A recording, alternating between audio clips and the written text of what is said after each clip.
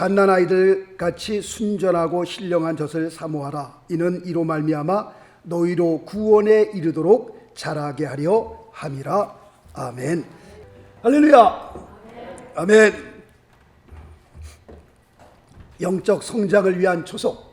지난 주일에는 예배에 대해서 말씀을 드렸습니다.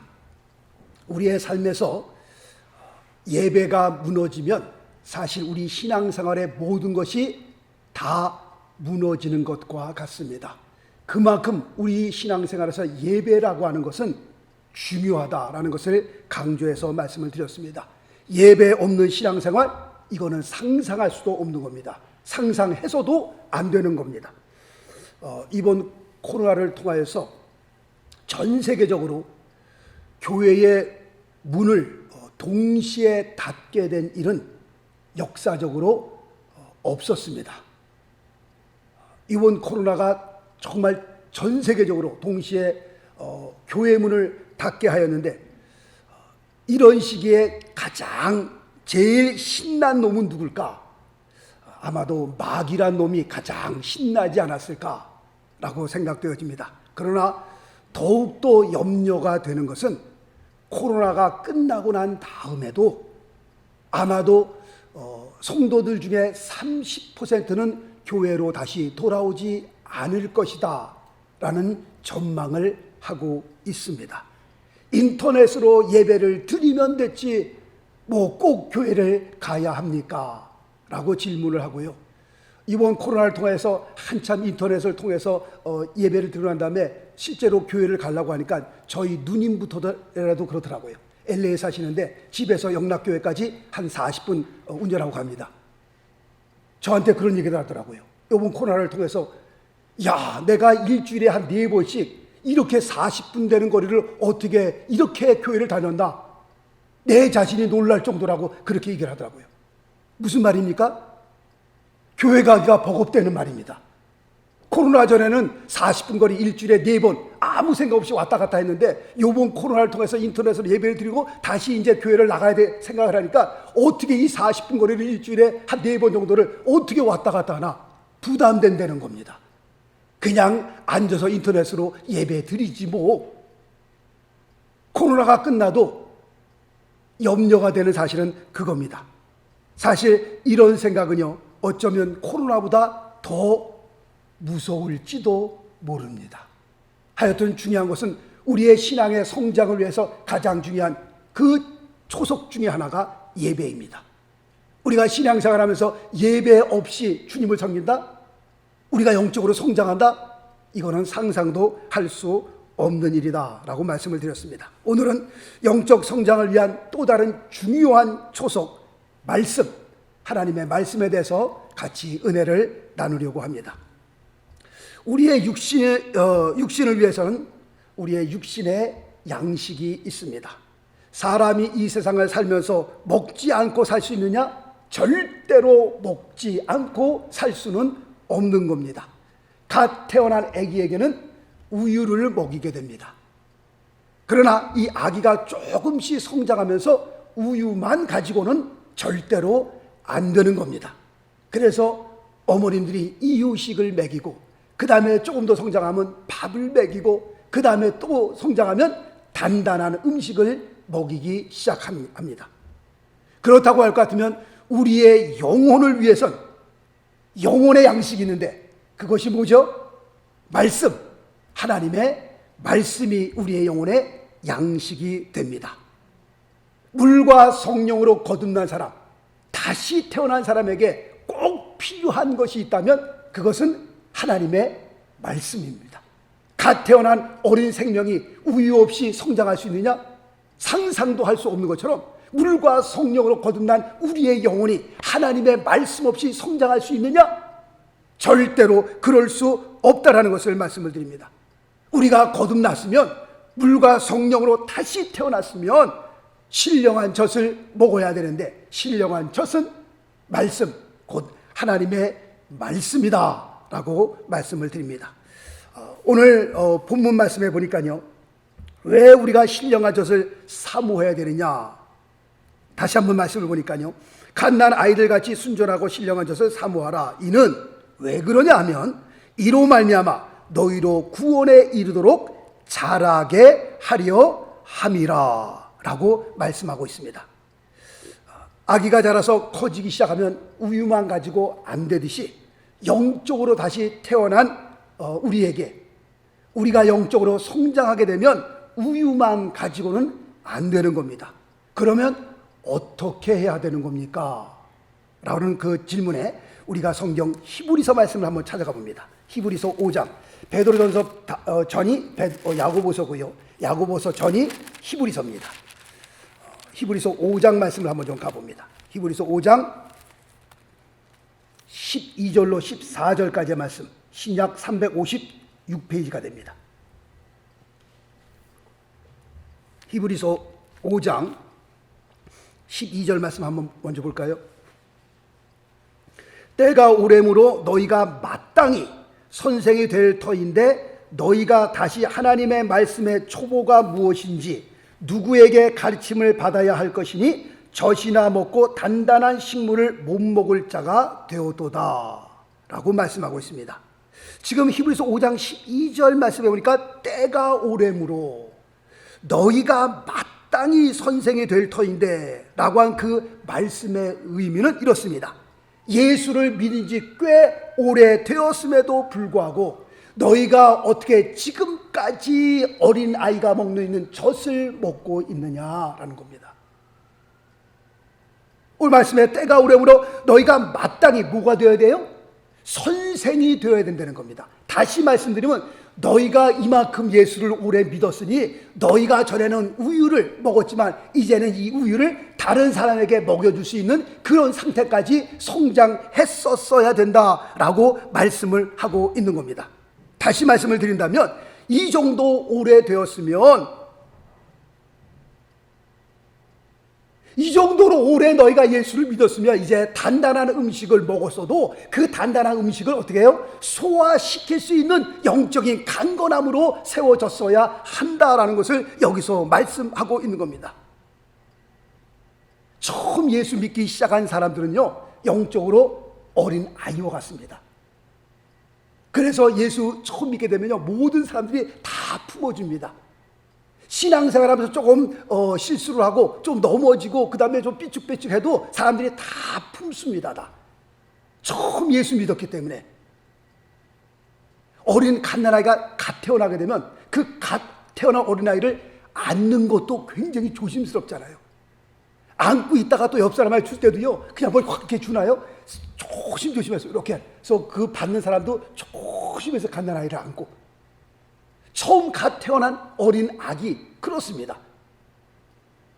영적으로도 똑같은 원리를 갖습니다. 물과 성령으로 거듭나서 처음 예수를 믿게 되면 옆에 있는 뭐 장로님들, 권사님들, 목사님들 다 품어주고 다 그렇게 조심스럽게 다룰 수밖에 없습니다. 왜냐하면 영적으로 볼 때 어린아이와 같기 때문에 잘못하면 상처받고 잘못하면 뭐 이렇게 잘못될 수 있으니까 늘 주변에서 이렇게 토닥토닥 그려줍니다. 그러나 영적으로 성장하면 늘 우리가 우유만 먹고 살 수 있나요? 조금 크면 이유식 먹고 밥도 먹고 단단한 음식도 깨물어 먹어야 할 텐데 5년이 지나고 10년이 지나고 20년이 지나고 30년이 지나도 계속 앉아갖고 우유만 먹여달라면 되겠냔 말이에요.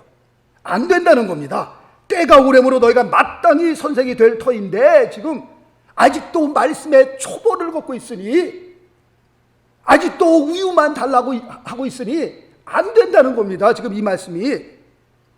자, 히브리서 5장 13절 14절 한번 같이 제가 또 한번 읽어볼까요? 히브리서 5장 13절 14절. 대저 젖을 먹는 자마다 어린아이니 의의 말씀을 경험하지 못한 자요. 14절에 보니까 단단한 식물은 장성한 자의 것이니 저희가 지각을 사용함으로 연단을 받아 선악을 분별하는 자들이니라 라고 말씀하고 있습니다. 지금 13절 14절 말씀을 보면서 이 말씀이 무슨 말씀입니까? 자, 말씀 볼까요? 집사님 말씀 좀 돌려주세요.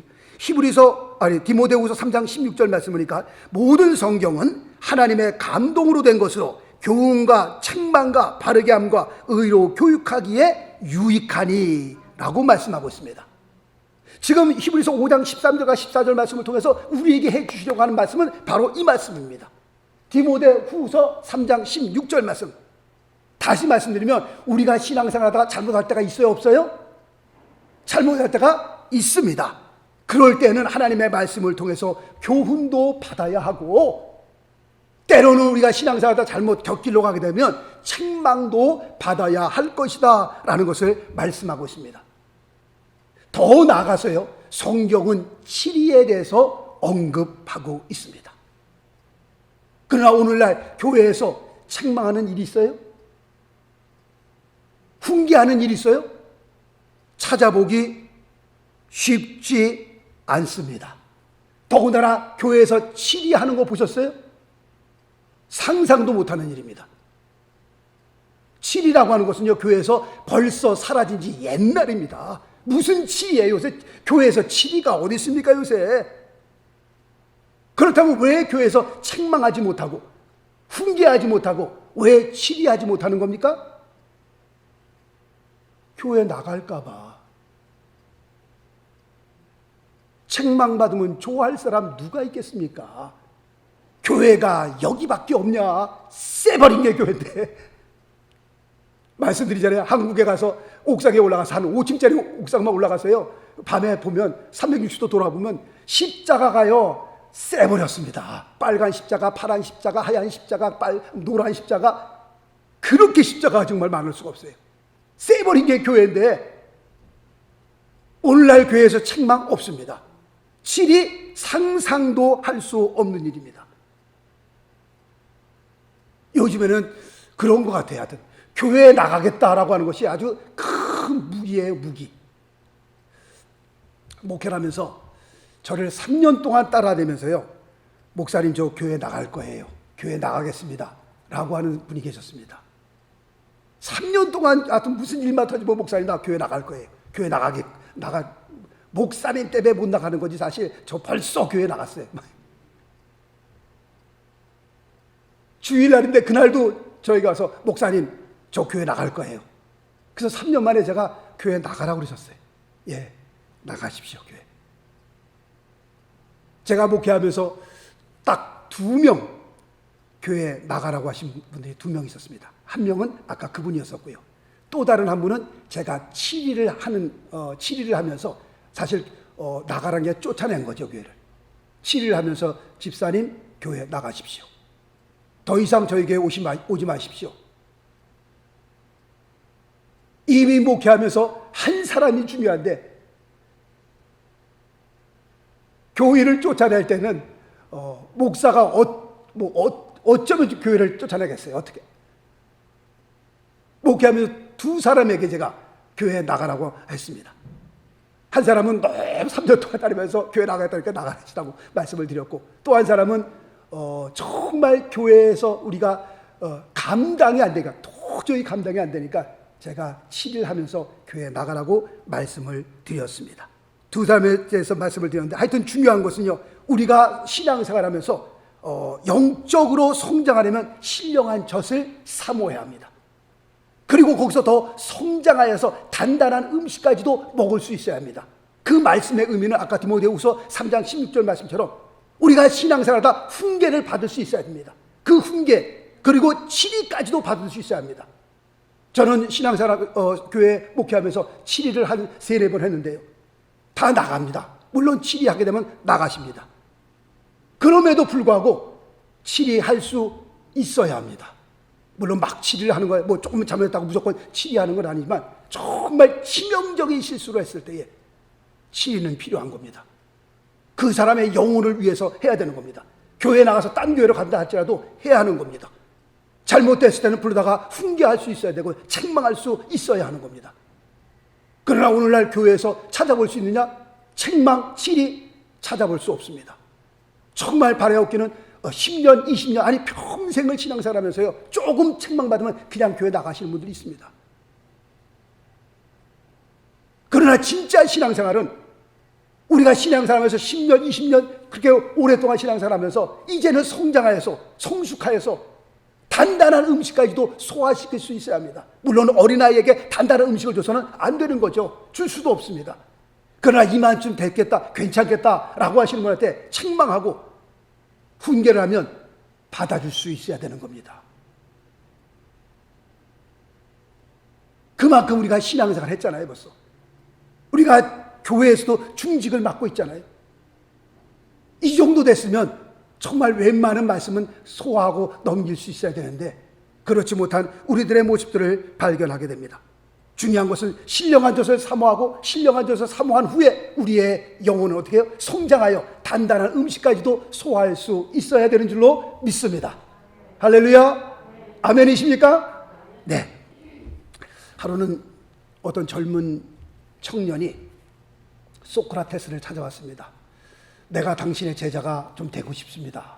그렇게 말하는 젊은 청년을 데리고 바닷가로 데리고 갔습니다. 그리고 바닷가에 들어가서 그 젊은 청년의 머리를 휘어잡고선 물속에다 꽉 집어넣습니다. 그러면 포드덕 되는 그 청년을 조금 있다가 다시 꺼냈습니다. 그런 다음에 또 얼굴을 바닷속에 집어넣습니다. 그러니까 그냥 난리가 났죠. 그리고 다시 이제 꺼내주었는데 그 젊은이를 향하여 소크라테스가 이런 얘기를 했다고 합니다. 내가 숨쉬고 또 숨쉬기를 위해 네가 발버둥을 쳤던 것처럼 그런 몸부림침으로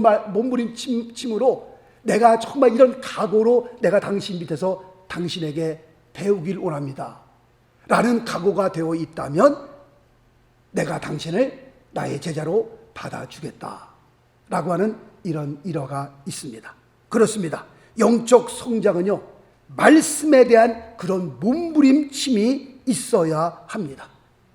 사도 바울은 그것을 해산하는 수고로 비유하고 있습니다. 말씀 볼까요? 갈라디아서 4장 19절 말씀해 보니까 나의 자녀들아 너희 속에 그리스도의 형상이 이루기까지 다시 너희를 위하여 해산하는 수고를 하노니 그리스도의 장성한 분량까지 성장하기 위해서 사도 바울은 해산하는 수고로 말씀을 했습니다.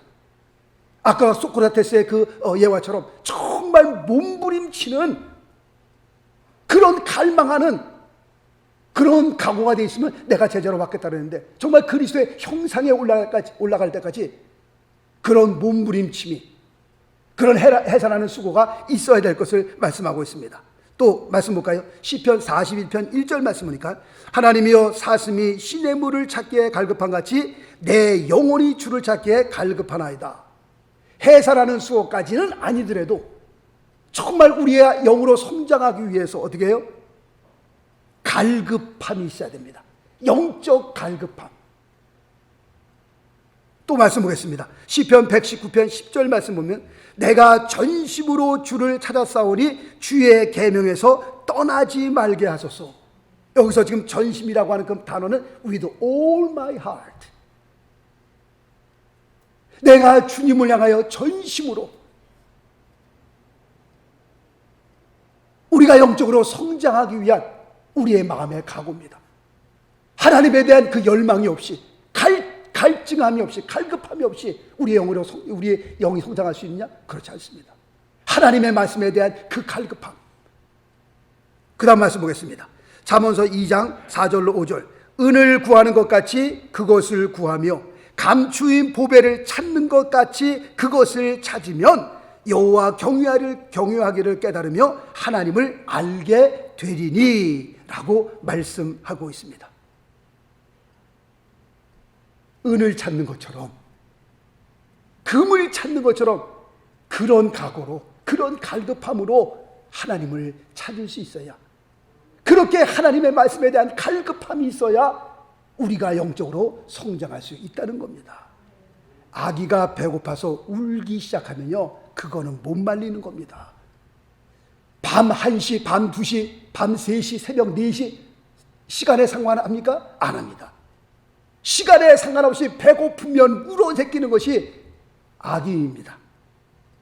우리가 그렇게 하나님을 찾을 수 있다면 우리의 영적인 갈급함이 하나님을 향하여 그렇게 일어날 수만 있다면 우리가 영적으로 굉장한 성장을 볼 수 있을 텐데 우리가 하나님의 말씀에 대한 그 갈급함이 있는가? 어떤 분은 직장생활 하면서요 1시간 점심시간 있잖아요 30분 빨리 점심 먹고요 30분은 차에 들어가서 성경 보시는 분 있어요. 어떤 분은 비즈니스 하면서요 뭐 will be back, I will be back 뭐 이렇게 메시지 이렇게 해놓는 거 있잖아요. 너무 말씀에 대한 갈급함이 있으니까 시간을 1시간 뒤로 돌려놓고 저 뒤에 가서 성경을 보시는 집사님도 있어요. 돈이 문제가 아니라 막 하나님의 말씀에 대한 그 갈급함, 하나님의 말씀을 읽고 싶어서 막 그냥 막 오죽하면 막 비즈니스도 1시간 뒤로 내놓고요. 뒤에 가서 하나님의 말씀을 1시간 동안 읽을까요?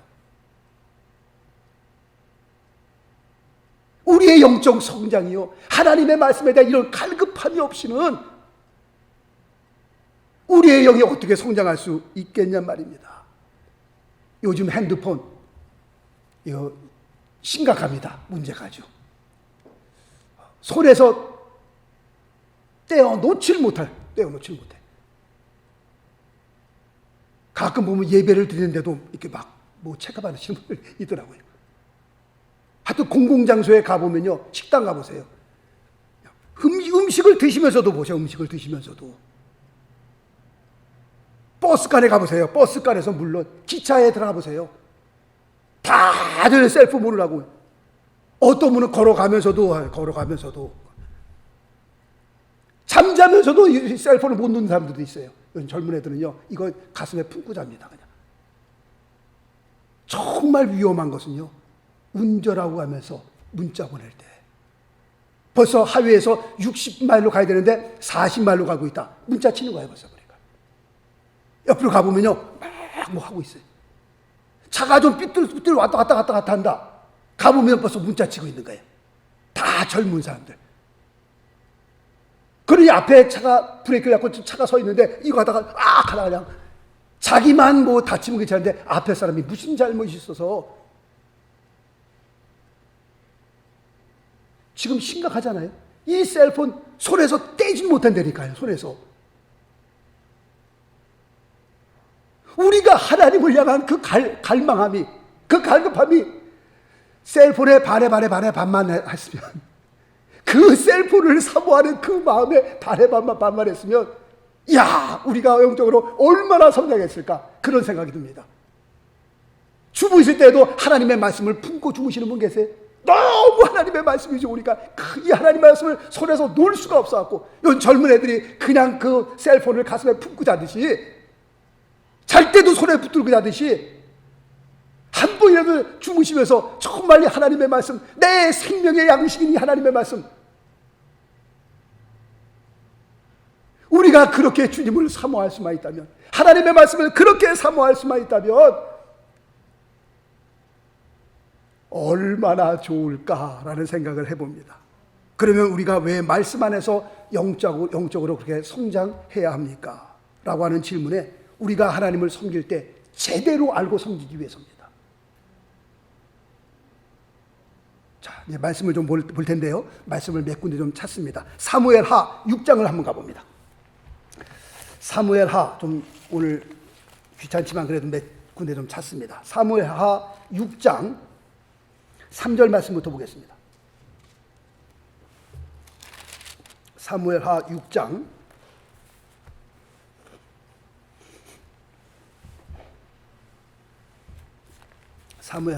3절 말씀부터 7절까지 제가 읽습니다.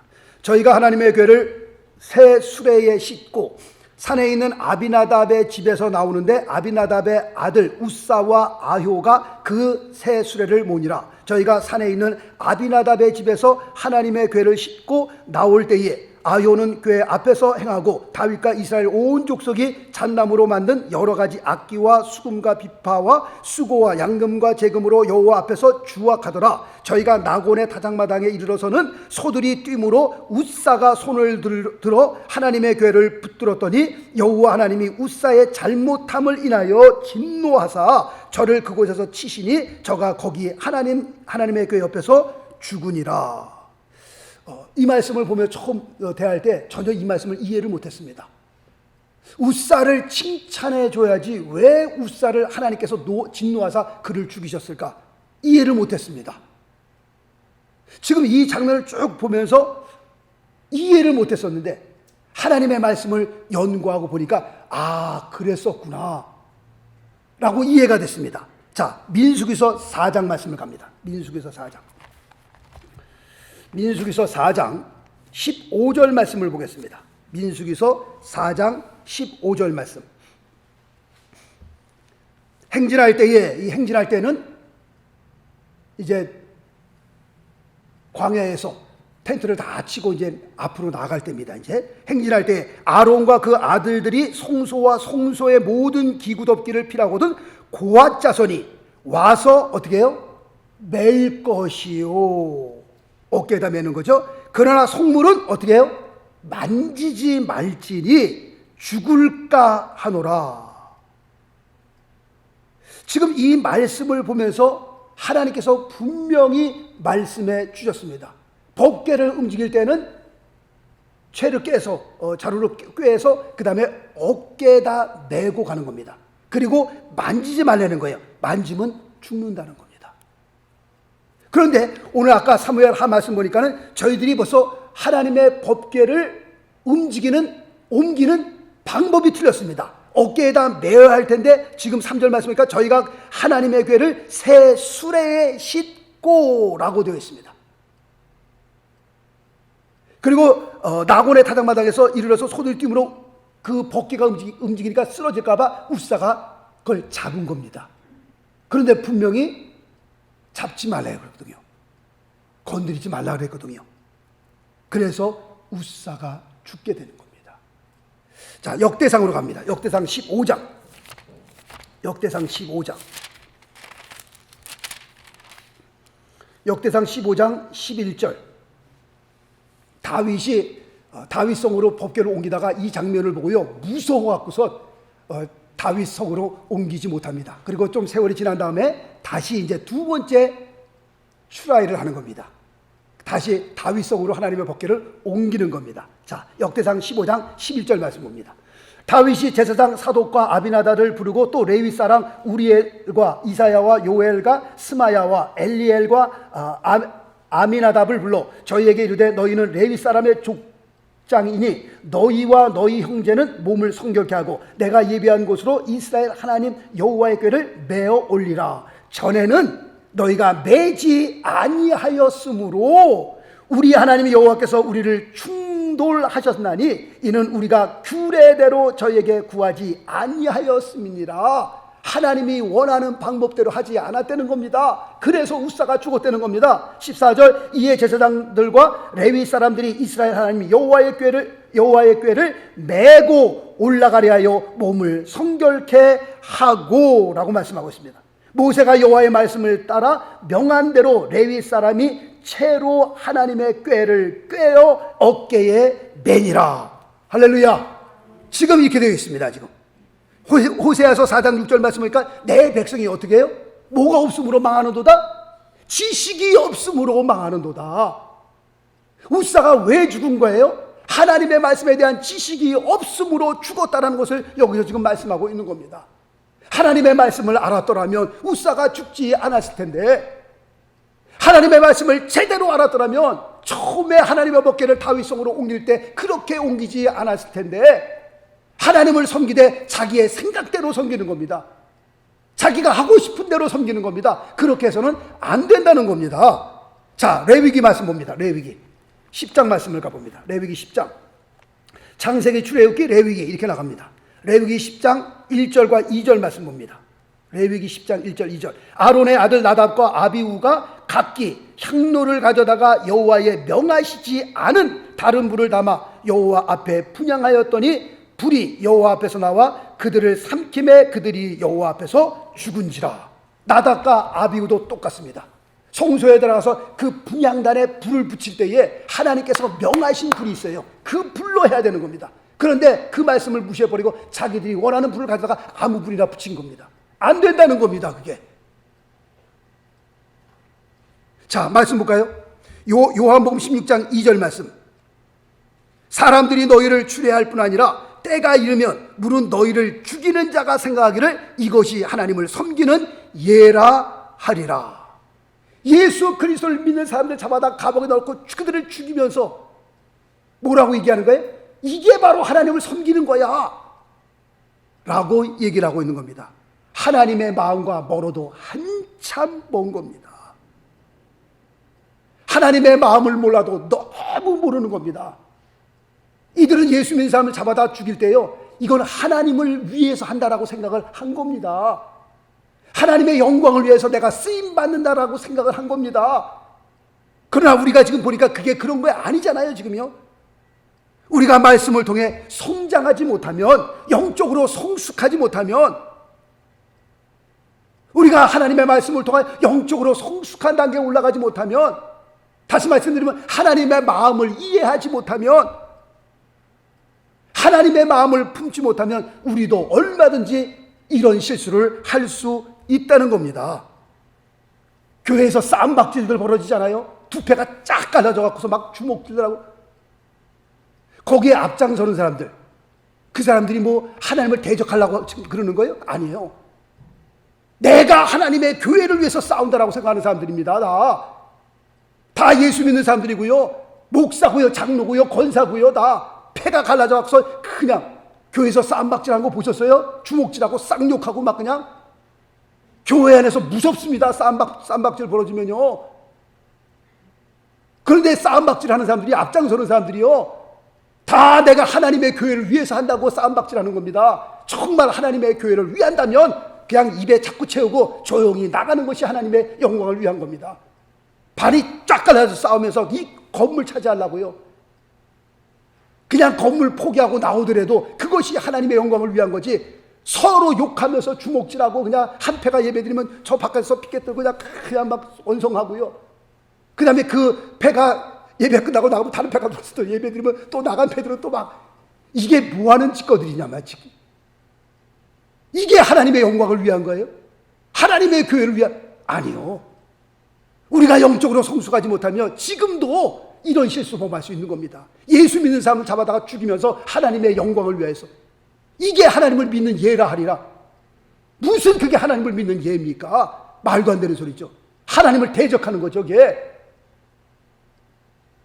교회가 반쪽이 나고 서로 싸우면서 막 대가리 터지도록 싸우면서, 그게 무슨 하나님의 영광을 위한 거예요? 정말 그리스도의 마음을 품고 하나님의 영광을 위한 거라면 그 건물을 포기할지라도 그냥 나가는 게 하나님의 영광을 위한 거죠. 그래, 너희가 가져라 이거. 너희 이 건물 차지하고 예수 잘 믿어라 너희들. 그게 하나님을 위한 거죠. 어떻게 서로 맞붙어 싸우는 게 그게 하나님의 영광을 위한 겁니까? 우리의 육신에게 계속해서 음식을 공급해줘야 우리의 육신이 성장하고 또 건강을 유지할 수 있는 것처럼 우리의 영혼을 향해서 똑같습니다. 계속해서 하나님의 말씀을 공급해줘야 우리가 영적으로 성장하고 또 영적으로 강건해질 수 있는 겁니다. 자, 말씀 보겠습니다. 예레미야서 15장 16절. 내가 주의 말씀을 얻어먹었사오니 주의 말씀은 내게 기쁨과 내 마음의 즐거움이오나. 하나님의 말씀을 얻어먹었사오니, 음식을 우리가 먹는 것처럼 하나님의 말씀도 우리가 얻어먹을 수 있어요. 먹을 수 있어야 돼요. 그 다음 마태복음 4장 4절. 사람이 떡으로만 살 것이 아니요 하나님의 입에서 나오는 모든 말씀으로 살 것이라. 무슨 말씀입니까? 육신을 위해서만 먹지 말고 우리의 영혼을 위해서 하나님의 말씀도 좀 먹어라. 그런 뜻이 여기에 기록되어 있는 겁니다. 하나님의 말씀을 통해서 첫째, 우리가 영적으로 성장할 수 있어야 됩니다. 두 번째로는 영적인 성장과 함께 우리가 하나님의 마음을 품고 하나님의 마음을 이해하여 우리의 남은 생에 하나님을 섬기되 어떻게 해요? 제대로 섬길 수 있어야 합니다. 그래서 우리가 영적으로 성장해야 할 필요가 여기에 있는 겁니다. 내 마음대로 섬기는 거 말고요. 정말 그리스도의 마음을 품어서 내가 하나님을 교회를 섬길 때 내가 어떻게 섬겨야 되겠는가? 정말 그리스도의 마음을 품고 우리의 남은 생에 우리가 앞으로 살면 얼마나 더 살겠어요? 10년, 20년, 30년, 40년, 50년? 앞으로 30년 후에 제가 말씀드리잖아요. 여기에 앉아있지 못할 사람들 꽤 많잖아요. 우리 닉 집사님 말고 외에는 개런티 할 수 없는 겁니다. 30년 후에 내가 여기 앉아있을까? 개런티 못하는 겁니다. 그러면 우리가 앞으로 기껏 살아봤자 앞으로 25년, 30년 이제 사는데 하나님 우리의 남은 생에 어떻게 주님을 섬겨야 합니까? 정말 우리가 성숙한 가운데 들어가서 우리가 하나님을 섬기되 제대로 알고 섬길 수 있는 하나님의 큰 은혜가 임하시길 예수 그리스도 이름으로 축원합니다. 기도하겠습니다.